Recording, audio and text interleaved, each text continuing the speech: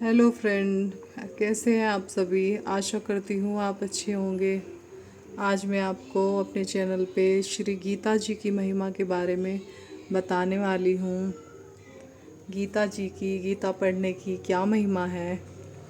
वास्तव में श्रीमद् भगवद गीता जी का महात्म्य वाणी द्वारा वर्णन करने के लिए किसी की भी सामर्थ्य नहीं है, क्योंकि यह एक परम रहस्यमय ग्रंथ है। इसमें संपूर्ण वेदों का सार संग्रह किया गया है। इसकी संस्कृत इतनी सुंदर और सरल है कि थोड़ा अभ्यास करने से मनुष्य को सहज ही समझ आ सकता है, परंतु इसका आशय इतना गंभीर है कि आजीवन निरंतर अभ्यास करते रहने पर भी उसका अंत नहीं आता।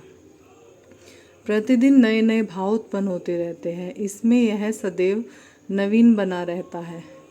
एकाग्रचित होकर श्रद्धा भक्ति सहित हम इसका वर्णन पद पद में रहस्य इसमें प्रतीक भरा हुआ है। भगवान के गुण, प्रभाव और मर्म का वर्णन जिस प्रकार इस गीता जी शास्त्र में किया गया है, वैसे ग्रंथों में मिलना कठिन है।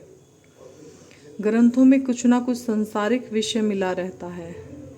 श्री भगवद गीता जी में के रूप में ऐसा अनुपेश शास्त्र है कि जिसमें एक भी शब्द सदुपदेश से खाली नहीं है। श्री देव व्यास जी ने महाभारत जी में गीता जी का वर्णन करने के उपरांत कहा था कि गीता करने योग्य अर्थात श्री गीता जी को भली प्रकार पढ़कर अर्थ और भाव सहित अंतकरण में धारण कर लेना ही मुख्य कर्तव्य है, जो कि स्वयं भगवान श्री विष्णु के मुख विंद से निकली हुई है। अन्य शास्त्रों के विस्तार से यह प्रयोजन है। समय वैश्वय ही भगवान ने इसका महत्व अंत में वर्णन किया है।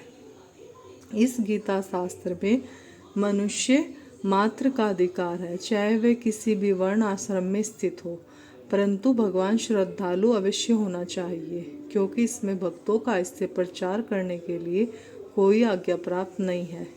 स्त्री, वैश्य, शुद्र और पाप योनि में मेरे प्राण होकर परम गति को प्राप्त होंगे। स्वाभाविक कर्मों द्वारा मेरी पूजा करके परम मनुष्य सिद्धि को प्राप्त होते हैं।